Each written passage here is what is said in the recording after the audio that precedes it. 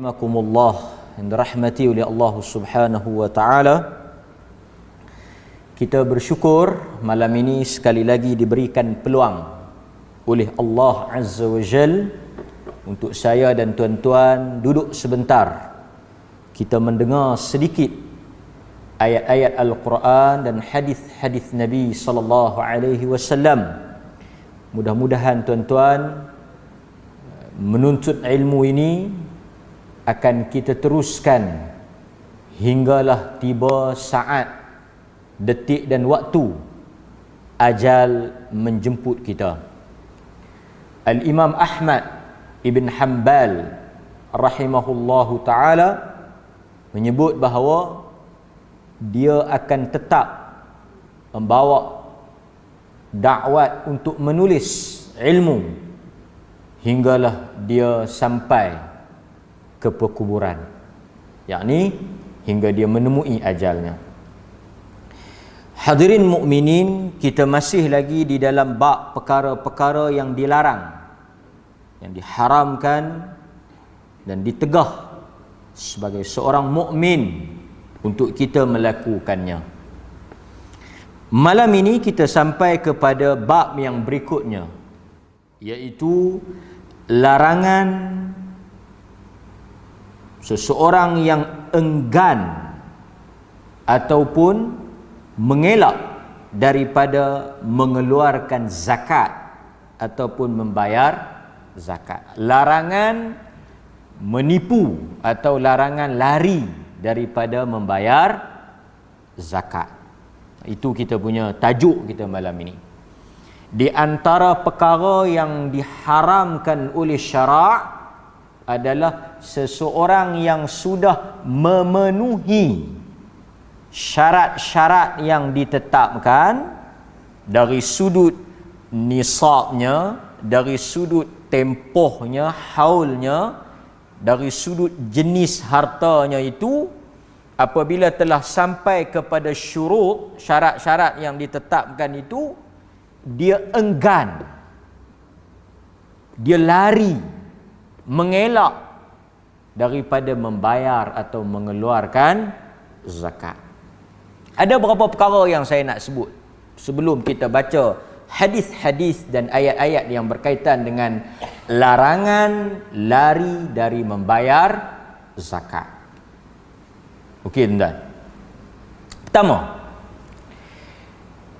kewajipan membayar zakat ini, wajib kita membayar zakat ni, hukum bayar zakat, mengeluarkan zakat ini sesuatu yang tidak boleh diberikan alasan oleh sesiapa sahaja daripada kalangan orang beriman.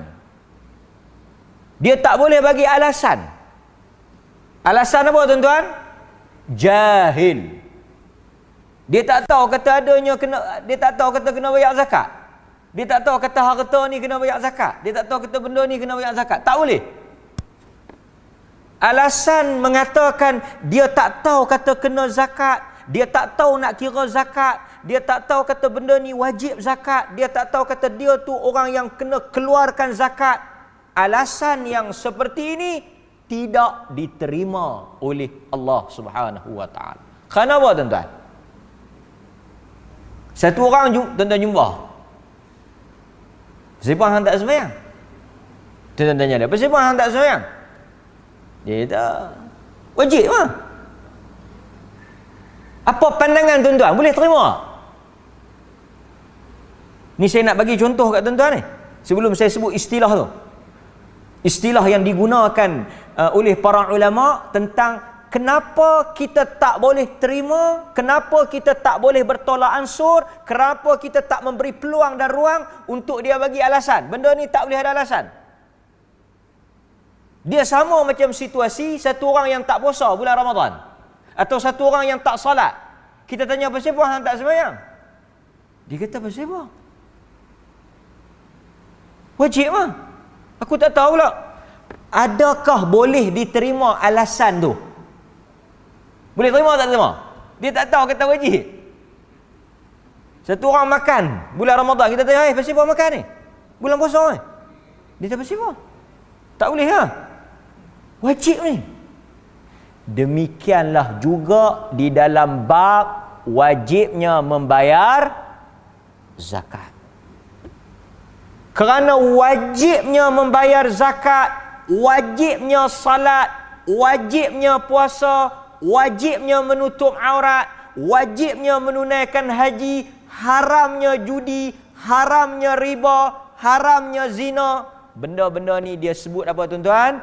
Ma'lum minad din bid-darurah. Istilah term yang digunakan oleh para ulama, ma'lum minad din bid-darurah. Tuan-tuan ingat term ni, istilah ni, apa? Konsep ni tuan-tuan kena ingat pasal perkara ni asas dalam agama. Apa dia makna ma'lum? Kita dengar orang cakap Arab. Dia kata maklum. Maklum tu maksudnya dia tahulah, notes. Dia tahu. Maklum ni artinya apa? Sesuatu yang diketahui daripada agama, maksudnya bidarurah. Satu benda yang mesti kena tahu. Satu benda yang tak boleh tak tahu. Mustahil untuk tak tahu. Berzina ada. Tuan-tuan, ada orang tak tahu berzina haram.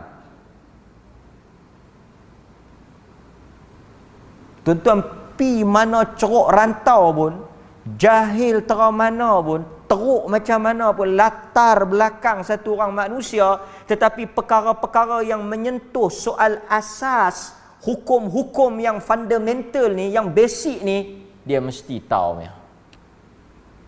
Pasal itu orang yang berjudi tu, orang yang main judi tu, walaupun dia terlibat bergelumang dalam judi tu, tapi dari sudut hukum agak-agak dia tahu.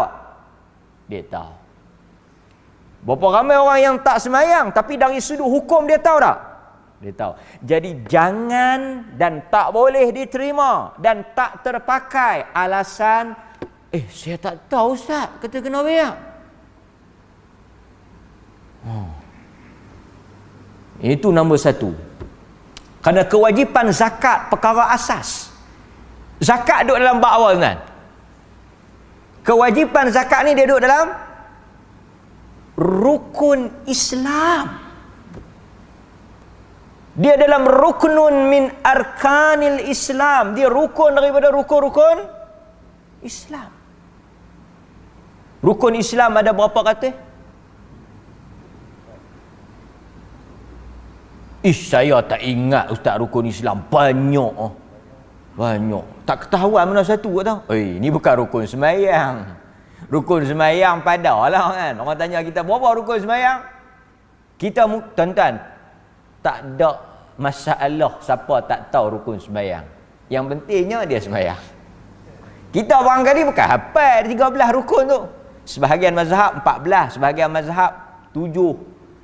Yang disepakati 6 ke 7 saja perkara yang sepakat kata tu rukun. Yang lain tu khilaf. Tak apalah, kita ambil qaul yang masyhur. Pandangan yang kuat dalam mazhab kita, dia kata 13. Mana pandangan dalam mazhab kita 13 rukun. Banyak mungkin kita tak ingat kan, tapi kita tahu.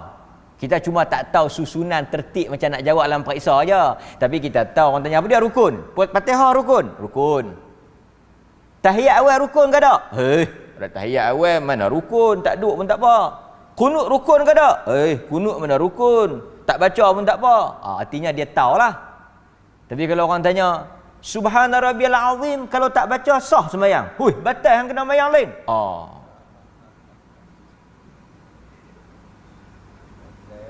Tetapi siapa hang sembahyang lain? Tadi aku lupa nak duduk tahiyat awal. Mangkit terus. Aku berhenti sembahyang lain. Yang ni dia panggil apa? Yang ni memang teruk lah. Memang teruk lah pasal apa? Benda macam tu pun duk tak ketahuan lagi.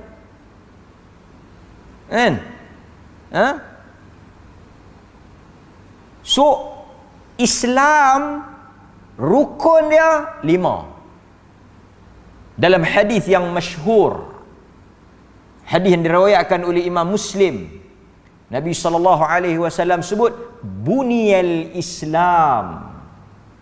Buniyal Islam. Tu hadis rukun Islam tu. Demikian juga hadis Umar Al-Khattab, hadis Jibril.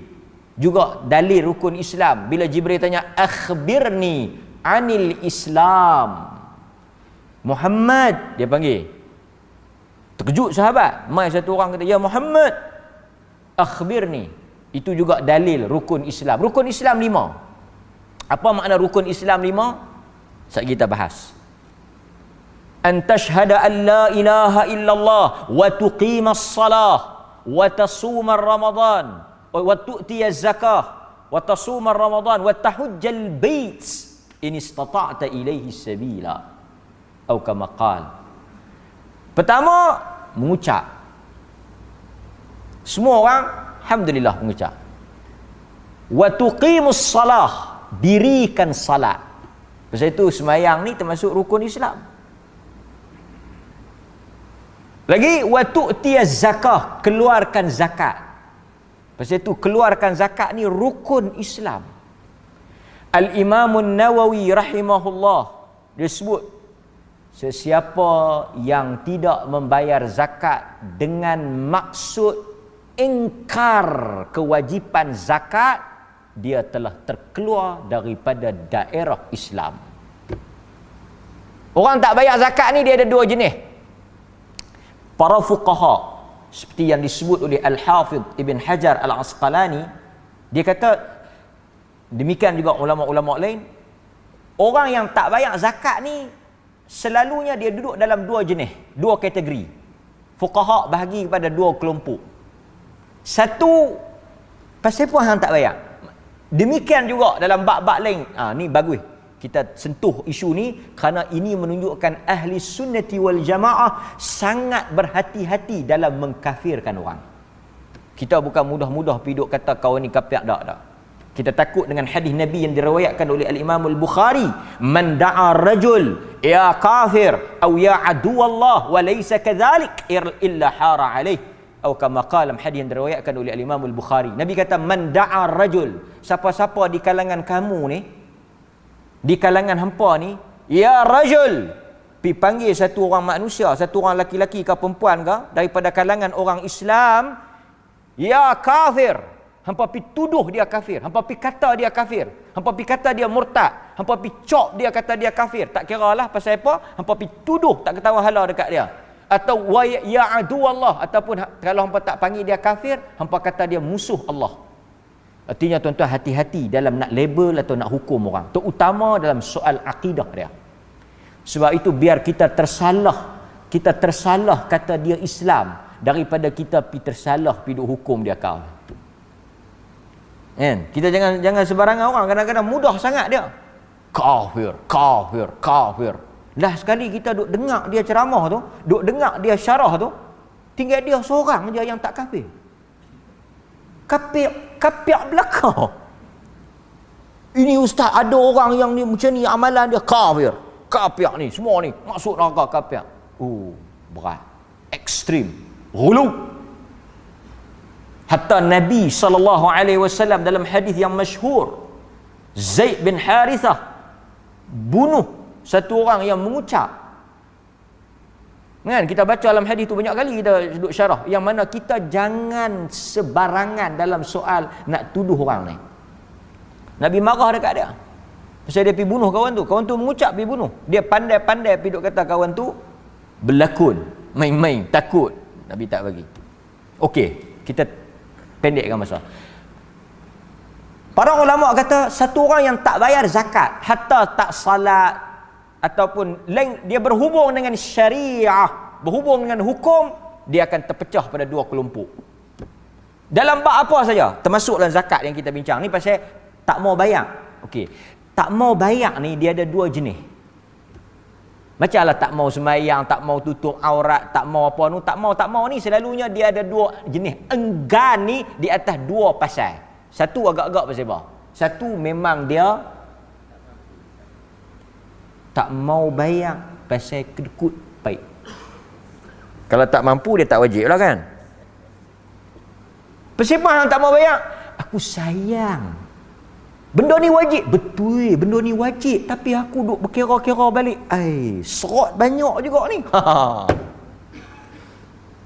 Ada orang yang macam ni. Orang yang Tuan-tuan hadirin mukminin, diperlis jawatan kuasa fatwa yang bersidang telah memutuskan bahawa tanaman harum manis yang cukup sukatannya, nilaiannya wajib membayar zakat.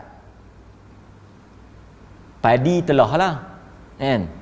Berapa ramai orang susah hati, berapa ramai orang lemah perut. Pasal apa? Dia kata kena bayar. Lepas tu mulalah dia kono kok ni, dia kono kok ni, kan? Dia kata tak ada dalam dalil apalah. Pasal apa tuan-tuan? Grup yang pertama ni, oleh tuan-tuan sebut dah, kita sebut ni sebagai grup pertama lah. Ulama buh nombor 2. Grup yang pertama ni, depa sayang. Depa sayang nak bayar. Orang perempuan tanya. Orang perempuan ni pun kacau awak. Dia kata emas ni siapa nak kena bayar zakat? Laki bagus, duk idak beli, dia tahang banyak mana gelang. Ada 3-40. Mayan apa 3-40 orang ah, utah. Dia esok kita pergi beli lain. Lama aku rasa tak beli kat hang. Dia beli ni banyak. Datin-datin semua duk telefon tanya saya. Oh kan. Mai nak bayar jam. Siapa nak bayar? Tala pergi ke laki. Hai, laki kata hampan duk pandai, aku dah beli anak aku nak bayar pula. Haru ni. Kan, kawan pula 2-3 cawangan no. Kan, jenuh mau duk kutip tu. Dari sudut hukum, dari sudut syarak, ni orang perempuan kalau ada dia boleh dengar atau live ni, yang kena bayar zakat adalah pemilik, owner. Siapa yang own the gold, siapa yang memiliki emas itu. Emas ni bila laki beli bagi kat kita, hak siapa? Dia memang bagi kat saya ustaz, tapi kadang-kadang dia tiba balik pergi gadai balik. Nak kira aku mana kan? Kadang-kadang sosok yang tu hampa bincang lain lah dalam kelambu. Ni yang kita nak ceritanya, bila dia beli, dia bagi kat kita, dia jadi hak bini. Jadi pemilik emas itu dari sudut syarak adalah si isteri. Isteri ni pula dia tak ada income. Emas dia banyak, tuan-tuan. Emas dia banyak, duit dia tak ada. Pasal lelaki dia beli. Maka dalam hal ini pentingnya diplomasi. Abang tolong cik abang. Kalau abang tak bayar, cik duduk dalam neraka ni abang. Ni semua mah-mah ni, Quran abang kata nanti Tuhan dia cayak, nanti dia bubuh atas belakang cik. Bang tak kesian ke? Laki tu fikir, tak apalah aku bayar. Bolehlah kalau dia nak bayar. Tapi atas asal hukum atas apa? Perempuan tu. Betul kawan tu kata, dia kata laki saya tak mau bayar. Macam mana saya nak buat? Macam mana nak buat? Maka para fuqaha kata dia kena cairkan tu bukan dia pergi cayak, bukan dia pergi ustaz nak kita pergi lebok, bawa pergi kedai lebok dak. Dia kena cair, dia panggil liquidity, kecairan. Dia kena pergi cair, jual emas tu, katalah kira dia kena 10,000 zakat. Dia tak ada cash tapi dia ada emas. Dia tak ada cash tapi dia ada emas. Dia kena pergi cairkan emas tu, dia kena pergi bayar. Dia kata mau duk cayak lagu tu cerah ha? Cerah ha? Ini hukum. Tuan-tuan, sebab itu kalau memiliki emas, tuan-tuan, kalau dia boleh simpan emas, dia kaya ke tak? Kita mau kalau ada emas, tuan-tuan, tak dan simpan cerah. Betul tak? Orang bagi emas kat tuan-tuan kan? Ada apa-apa pertandingan orang bagi emas tuan-tuan. Tak dan 3 hari. Pajak kedai. Saya nak abang yang pelaburan emas pun begitu dah. Beli emas nak melabur kan. Tak dan seminggu melabur. Dia kata lambat nak tunggu naik. Jual. Artinya orang yang betul-betul ada emas ni dia memang ada. Masalah besarnya apa dia? Orang yang dapat emas pusaka ni. Dapat emas tu jenis kepala ayam. Dulu kan ada patung kepala ayam tu emas. Jadi dia dapat pusaka. Dia bertanggungjawab di atas zakat tu. Maka hadirin mukminin, ini kita nak kena sebut. Okey, tak mana tadi? Kalau dia tak mau bayar di atas dia sayang, dia rasa mudah cakapnya kedekut lah. Orang yang seperti ini dari sudut hukum dia tidak kafir. Dia fasik. Kerana dia masih menerima kewajipan, tetapi keengganan dia itu di atas alasan dia tamak, dia kedekut. Dia kafir tak? Tak. Demikianlah dalam semua hukum syarak. Satu orang yang tak salat kerana malas, dia tidak kafir, dia fasik.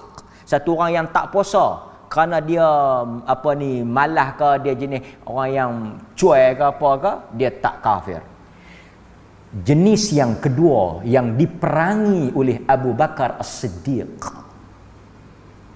Kategori yang kedua inilah yang diperangi oleh Abu Bakar As-Siddiq, dan golongan yang kedua inilah yang berat dari sudut kesan dia, iaitu mereka yang enggan membayar zakat kerana engkar. Dia kata zakat ni tak wajib, zakat ni tak sabit lah apalah. Maksudnya dia tolak kefarduan zakat. Tuan-tuan kena ingat, ada orang dia tak buat, bukan dia tolak, dia malas, dia sayang, dia bakhil. Pasal itu bila satu orang tak buat, kita kena tanya atas apa dia tak buat. Agama rinci sampai tu. Satu orang tak pakai tudung. Pasal apa hang tak pakai tudung? Hangat. Pasal apa hang tak pakai tudung? Nanti saya pergi Mekah, saya pakailah tudung. Nanti saya kahwin, saya pakailah tudung. Hang tahu kata wajib, saya pun tahu kata wajib. Saya pun rasa berdosa, saya pun rasa bersalah. Tapi nak buat macam mana? Saya tak dapat seru lagi. Dia kafir ke tak? Dia tak kafir. Dia fasik. Sebab dia masih menerima kewajipan itu. Tapi satu orang kalau kita kata, pasal bang tak pakai tudung? Apa tudung ni? Tudung mana? Dia kalau dia tolak pensyariatan tu, dia tolak hukum tu, ini berat. Sebab itu zakat ni kita kena tengok pasal apa dia tak bayar, kan? Okey. Demikian juga orang yang helah. Juga kita akan tengok nanti kata para ulama berkaitan dengan orang yang helah, seperti yang disebut oleh Al-Imam Syafi'i rahimahullahu taala, dan juga oleh imam-imam yang lain tentang orang yang tak mau bayar ni. Sesiapa yang ada niat untuk melarikan diri daripada kewajipan berzakat. Ni pandai. Banyak orang duk trik nak lari pada zakat. Orang mas dekat-dekat nak cukup setahun, dia dituntut macam-macam trik ni. Ni kita nak habang, ni bukan trik maib tau. Ni bukan dia kecoh maib. Yang nak lari daripada tak bayar zakat ni, yang dia simpan tuan-tuan, lepas tu dia buat macam mana? Dekat-dekat nak bayar, dia pergi bawa keluar sikit. Pasal ustaz kata kalau duit tu tak berusik baru kena. Kalau duit tu simpan, hang bawa keluar buat apa? Aku bawa keluar simpan lamari. Lepas tu dah lepas ni aku simpan balik. Mengecoh macam tu banyak. Ada dia pergi transfer lah akaun tu lah, pergi bagi kat anak dia suruh taruh lah. Ulama sebut dah. Sesiapa yang ada niat, ini kata Al-Imam Syafi'i, inna man qasada al-firar. Firar ni apa dia? Lari. Macam kita, bukan kita lah, macam orang nak mengelak cukai tu. Creative account, dia pusing mai kot ni dia lepas. Yang ni dia bukan trik Baitul Mal lah, dia mengecoh Tuhan. Yang ni dia kecoh Tuhan. Pasal apa? Pasal Tuhan kata kena cukup setahun, dia kecoh tak bagi cukup setahun. Tuhan kata kena bagi cukup nisab, sukatan, amount, dia buat kono kot ni bagi tak cukup. Bila tak cukup dia lepas. Dia kecoh siapa? Dia kecoh Tuhan, dia kecoh beradak, orang boleh kata. Kata Al-Imam Syafi'i, fawahaba min malihi syai'an aw ba'ahu thumma ishtarah. Dia ada dua style. Imam Syafi'i kata dia ada dua gaya. Satu, wahaba. Apa dia makna wahaba? Dia pergi hadiah ke orang. Dia pergi hadiah ke orang. Katalah dia ada 100,000 kena zakat, dia tak mau bayar zakat, dia pergi hadiah kat bini dia. Dia kata, nah aku hadiah kat hang 20,000. Hang tolong simpan elok. Jadi duit tu jadi 80. Terus tak kena. Nampak? Pandai tak dia? Pandai tak? Pandai apa tuan-tuan? Au ba'ahu thumma ishtarah, atau dengan cara dia jual. Dia ada rumah ke apa ke yang kena zakat kan? Kalau dia stay, dia simpan benda tu dalam milik dia, milkut tam, dalam milik penuh. Dia salah satu syarat zakat ni, harta milik kita. Milkut tam, milik penuh. Kalau bukan milik kita, pasal tu sebahagian fuqaha kata duit-duit yang bukan milik kita, macam duit KWSP apa semua tu, dia bukan milik penuh kita. Ada perbincangan panjang lah. Tapi satu orang dia ada rumah ke apa yang kena zakat kan, dia tak mau kena zakat, dia pergi jual, lepas tu dia beli balik. Tu disebut contoh tu. Dia pergi, ni aku bagi dekat anak ni lah, bagi kat anak ni, supaya dia, tujuan dia apa? Tujuan dia tak mau bagi cukup amount dengan tak mau bagi cukup syarat tempoh. Pasal apa tujuan dia nak bagi tak cukup amount dengan syarat tu? Pasal dia tak mau kena zakat. Tuan-tuan, apa kata kat dia? Tetapi qabla haul saqatan anhu zakah wa in kana musian asian. Maka kata para ulama dalam hal ini gugur dari sudut hukum wajib zakat, kerana dia buat itu memang gugur. Tetapi perbuatan itu musian asian, satu perbuatan yang buruk dan dosa yang besar. Dari sudut hukum kita tak boleh charge dia, pasal apa? Memang tak cukup, betul tak? Dia lepas tak? Lepas di dunia, tapi di akhirat dia kena. Nampak tuan? Kita tengok sikit. Ada juga yang disebut oleh para ulama seperti apa? Sengaja dia menghilangkan harta itu. Dia bagi hilang dengan tujuan apa? Untuk dia lari daripada macam-macam kaedah dia. Tapi kita kena ingat tuan-tuan, dalam surah Taubah ayat 34 dan 35. Surah Taubah, saya baca dia punya terjemahan dia. Dan ingatlah orang-orang yang menyimpan walladzina yaknizuna adh-dhahab. Dan ingatlah orang-orang yang menyimpan emas dan perak. Allah sebut dalam surah Taubah ayat 34 dan 35. Ini amaran. Pasal itu tuan-tuan, tolong halusi betul-betul dalam soal harta. Duit-duit yang tuan-tuan simpan kadang-kadang tak berusik, kadang-kadang dia bukan mesti duit bank. Keseluruhan duit yang kita ada mesti kita campur. Berapa lama duit itu dalam pegangan kita, dalam simpanan kita. Dia kata, saya tak banyak ustaz, dalam tabung haji dah 30,000, dalam ni dah 30,000. Campak-campak semua ada dalam 4-5 juta. Tapi dalam hak ni pun tak cukup ni, pasal yang ni pun berapa ribu ya, lalu berapa ribu ya. Dia duk kira dalam tu dia kira. Tapi kalau campur cukup lah.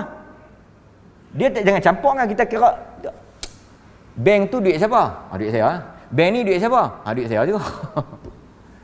Ada orang kadang-kadang dia tak faham. Lepas tu ada kata, yang dalam bank ya kena no. Hak bawah bantai kena. Hak bawah bantai tu hak siapa? Hak Tok Imam. Dia kata hak bawah bantai pun hak saya juga, lanti milum saya. Kena campur ah. Ui, dia kata kalau lagu tu tinggal berapa ya kat kita? Tu dia. Dia tak dengar lagi ayat ni. Ayat ni kata, dan orang-orang yang menyimpan emas dan perak dan tidak membelanjakan pada jalan Allah, fabashshirhum bi'adzabin alim. Berikan khabar kepada mereka dengan azab yang pedih. Apa dia azab tu? Tuhan kata, yauma yuhma 'alaiha finnari jahannam fatukwa. Quran kata fatukwa. Kawa yakwi ni dalam bahasa Arab, tuan-tuan tahu tak? Kawa yakwi ni apa dia? Ni baju ni. Baju kedok kita buat tak bagi kedok tu, Arab kata kawa yakwi. Striker. Tu perkataan kawa yakwi tu. Fatukwa tu striker. Quran kata pada hari tersebut dibakar emas dan perak. Dibakar emas dan perak yang mereka ada tu, emas dan perak. Dia kata, saya bukan simpan emas dan perak, saya simpan duit. Bakar duit kan apa? Duit itu tuan-tuan, duit kita tu dia adalah diambil, tuan-tuan, duit nisab syarat duit simpanan berdasarkan syarat apa? Syarat emas. Syarat emas. Pasal tu duit mengguna pakai hukum duit. Pasal tu forex tu tak boleh main. Jual beli duit tu pasal apa? Kerana jual beli duit dia menggunakan pakai jual beli emas. Dan emas ni kalau tuan-tuan mengaji dalam muamalat, emas ni dia masuk dalam, dia panggil item, barang. Ini tuan-tuan mengaji fiqh, nanti siapa ajak ni tuan-tuan cuba tanya. Emas dia termasuk dalam barang ribawi. Barang ribawi. Saya nak syarah barang ribawi panjanglah. Duit mengguna pakai emas. Jadi duit dengan emas tu dalam item ribawi yang kita tak boleh transaction. Dia ada hukum dia. Emas dia mesti sama nilai. Mesti taqabud, mesti serah menyerah untuk nak mengelak dia jatuh riba. Maka duit memakai hukum, pasal itu tak boleh jual beli duit. Ada hukum-hukum dia lah. Kan? Okey, tak apa.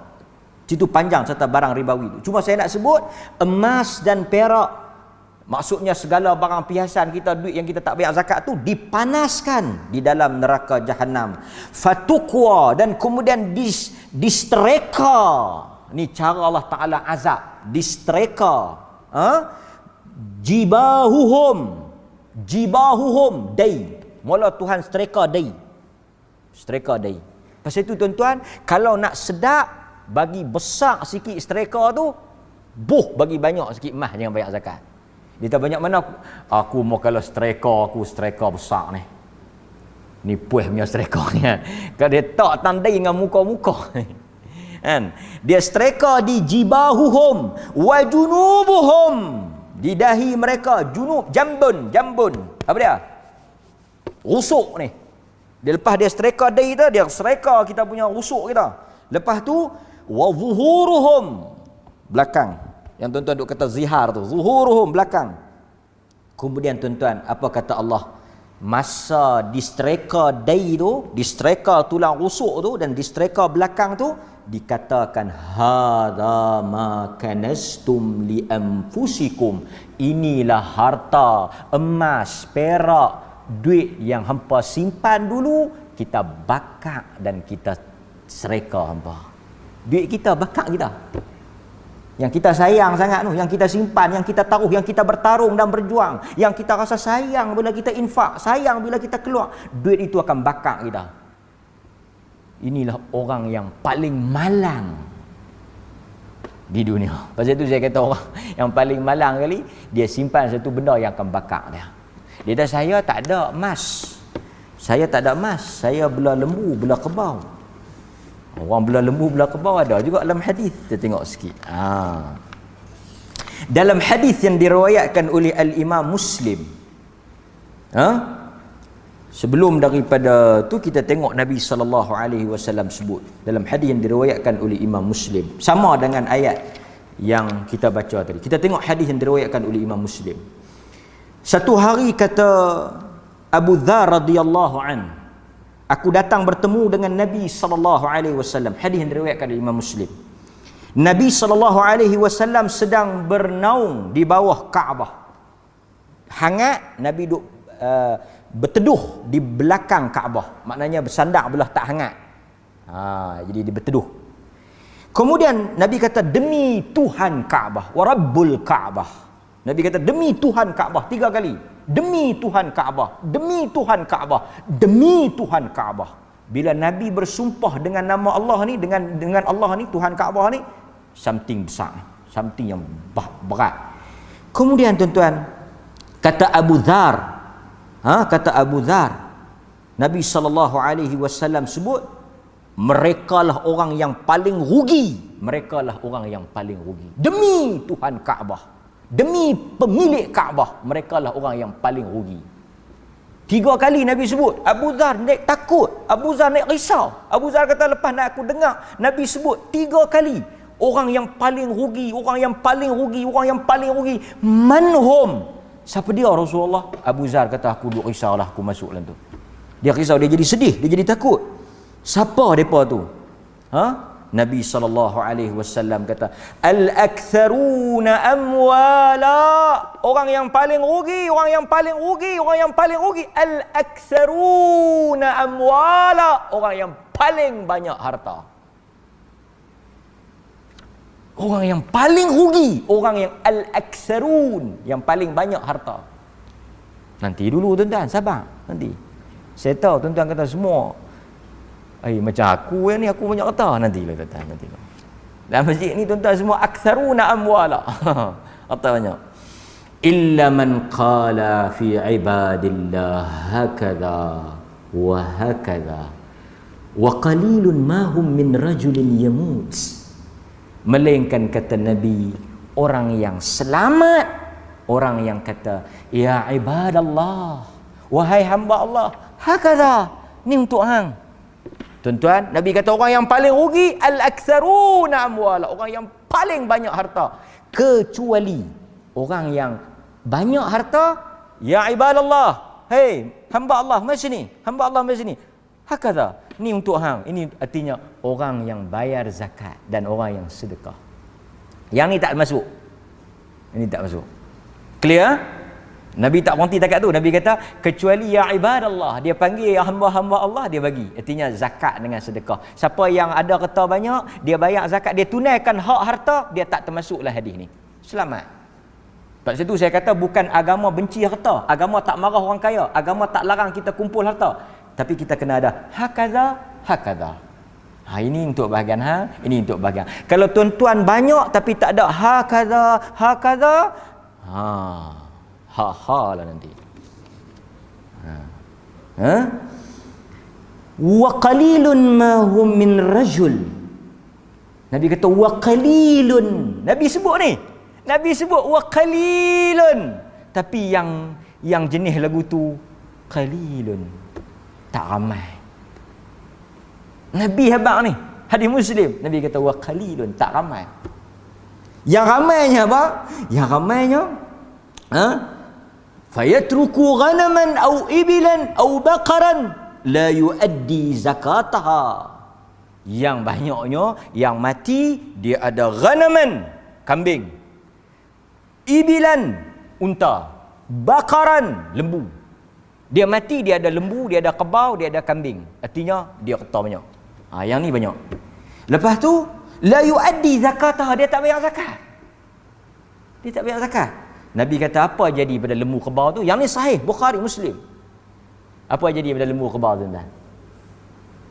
Nabi kata illa ja'athu yawmal qiyamati a'zam ma takunu wa asmanu hatta tata'ahu bi adlafiha. Nabi SAW kata lembu-lembu yang ada, yang dia miliki, kambing-kambing yang dia miliki, unta-unta yang dia miliki tu, Tuhan akan jadikan mai pada kat dia hari kiamat dalam keadaan gemuk. Gemuk. Dalam keadaan yang sangat besar. A'zam. Tuan-tuan balik sekali tengok lembu ni nak pijak aku. Tak tera mana. No, bukan lembu tu. Lembu tu a'zam, asman. Maksudnya yang paling besar, yang paling. Tapi lembu tuan-tuan lah. Bukan lembu orang lain, lembu kita. Cuma dia tukar jadi besar dengan gemuk. Lepas tu dia main apa? Dia main pijak. Pijak dengan kuku dia. Dia pijak dengan kuku dia. Pijak perut tuan dia. Tuan-tuan mesti akan kenal punya lembu tuan-tuan. Kambing tuan-tuan, dia akan main pijak dengan kuku dia. Pasal tu Tuhan buat bagi dia jadi besar. Bagi padan dengan kita tu. Dia main pijak. Bukan takat tu saja. Ni qarnun ni. Qarn. Yang tuan-tuan kata qarn tu, Tuhan bagi dia tanduk kita. Artinya lembu-lembu yang kita tak bayar zakat, unta-unta yang kita tak bayar zakat dia tu, dia bagi pijak dengan kuku dia yang besar tu dan dia main tanduk kita. Lama mana dia nak tanduk ni? Tuan-tuan tahu kata Nabi SAW, sehinggalah diputuskan hatta yaqdiyallahu bainan nas. Sampai Allah Ta'ala selesai urusan di padang mahsyar. Sampai semua orang masuk syurga, semua orang masuk neraka, selesai habis semua kes di padang. Tu dia bila nak selesai. Kita duk tunggu bila nak habis cucuk vaksin pun duk rasa lama. Kita duk kata bila nak habis cucuk, paling yang kecil-kecil ni tak habis-habis cucuk lagi. Kan? Tuan-tuan habis semua tu masa di padang mahsyar tu. Tuan-tuan hadirin mukminin, dalam riwayat yang lain Nabi SAW sebut, saya nak sebut hadis last, ambil seminit. Bukhari, man atahullah, pasal hadis ni ada dalam Sahih Bukhari. Man atahullahu malan falam yuaddi zakatahu. Siapa-siapa yang datang bertemu dengan Allah dalam keadaan hartanya yang tidak ditunaikan zakat, musilalahu, musilalahu, Tuhan telah tukar, musila, Tuhan telah tukar harta tu, duit tu, emas tu, rantai tu, harum manis tu, Tuhan tukar jadi apa? Musilalahu, syuja'an aqra, ular yang ada 2 taring, aqra, ular yang ada taring, aqra yang botak. Ular tu harta kita, zabitan yutawakkuhu, yang mana dia pergi patuk, gigit, belit dengan gigi dia. Sambil dia kata apa? Ular yang botak, yang taring tu, dia mai gigit, mai belit, dia kata apa? Masa dia duduk seksa kita tu, dia kata apa? Ana maluka, ana maluka, ana maluka. Ular tu cakap, akulah harta hang. Ana, aku, maluka, harta hang, akulah harta hang. Hadis riwayat Bukhari. Kesemua hadis-hadis perbincangan yang kita sebut tadi, kalau satu orang boleh fikir dengan akal dia, boleh hadam dengan iman dia, boleh faham dengan takwa dia, dan dia tahu semua ni akan jumpa dia di hari akhirat, dia tidak akan lari daripada membayar zakat. Hatta orang yang tak cukup syarat pun akan tetap keluarkan sedekah. Lebih baik dia bagi daripada dia tersilap di akhirat. So berat tuan-tuan isu ni. Ini bukan isu main-main. Isu keselamatan akhirat. Tak guna tuan-tuan baca Rabbana atina fid dunya hasanah, baik dunia baik akhirat, baik dunia baik akhirat, tapi dalam masa yang sama tuan-tuan pegang tanpa tuan-tuan keluarkan. Ini juga ingatan untuk saya dan ingatan untuk tuan-tuan dan semua yang al-aktsaruna amwala. Ini isu besar. Sallallahu ala nabiyina Muhammad wa ala alihi wa sahbihi wasallam. Alhamdulillahirabbil alamin. Assalamualaikum warahmatullahi wabarakatuh.